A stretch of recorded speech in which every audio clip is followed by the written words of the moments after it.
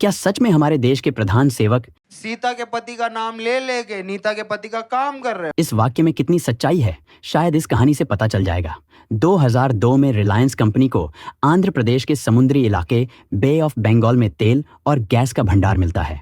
अब सारी मशीनें लाई जाती हैं ताकि तेल और गैस निकाला जा सके।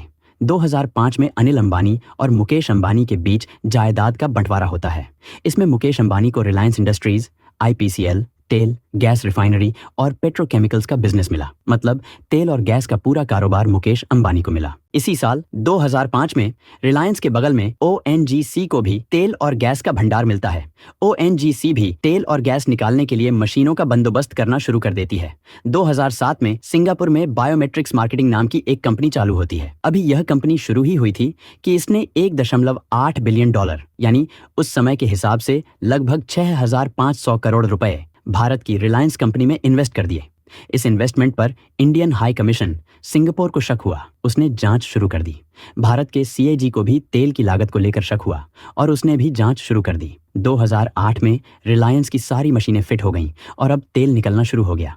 उसके अगले साल 2009 में गैस निकलना भी शुरू हो गया। कुछ समय बाद ओएनजीसी भी तेल और गैस निकालने लगी। 2011 में सीएजी ने स्पेशल परफॉर्मेंस ऑडिट रिपोर्ट जारी की, जिसमें उसने कहा कि रिलायंस कंपनी तेल निकालने की लागत को बढ़ा चढ़ाकर बता रही है।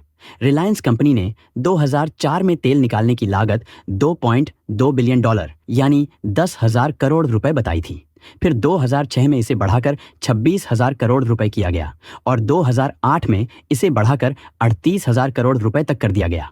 यानी जहां लागत 10,000 करोड़ रुपए होनी चाहिए थी, उसे बढ़ाकर 38,000 करोड़ रुपए बताया जा रहा था।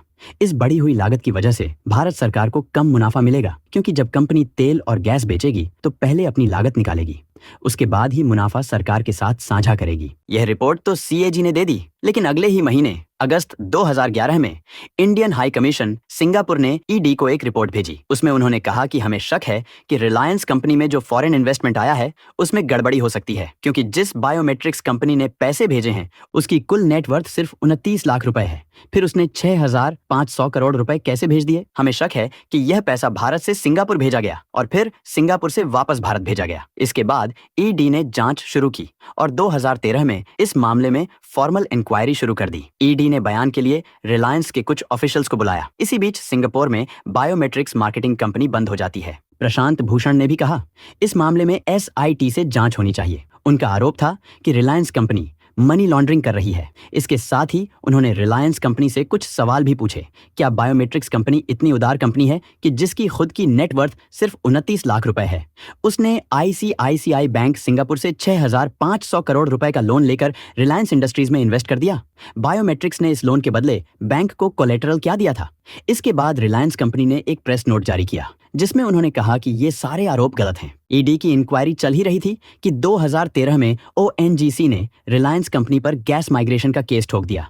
शुरुआत में मैंने कहा था कि रिलायंस की ऑयल फील्ड के बगल में ही ओएनजीसी की भी ऑयल फील्ड है। ओएनजीसी ने आरोप लगाया कि रिलायंस इंडस्ट्रीज उसकी तरफ की गैस निकालकर बेच रही है। इसके बाद ओएनजीसी ने अमेरिका की कंपनी डी गोलियर एंड मैकनॉटन से जांच करवाई। जांच में पता चला कि लगभग 11,000 करोड़ रुपए की गैस रिलायंस ने बेची है। 2014 में चुनाव हुए, जिसमें कांग्रेस हार गई और बीजेपी जीत गई। ओएनजीसी का केस अभी भी चल रहा है, लेकिन ईडी अभी अनिल अंबानी से पैसे वसूल करने में बिजी है। लेकिन मुकेश अंबानी के केस पर अभी कोई काम नहीं हो रहा है। हो सकता शायद बैकग्राउंड में काम चल रहा हो, लेकिन 2013 से अभी तक कोई रिपोर्ट नहीं आई है। क्या यही कारण है कि बाप और बेटा दोनों हमारे प्रधान सेवक का गुणगान करते रहते हैं?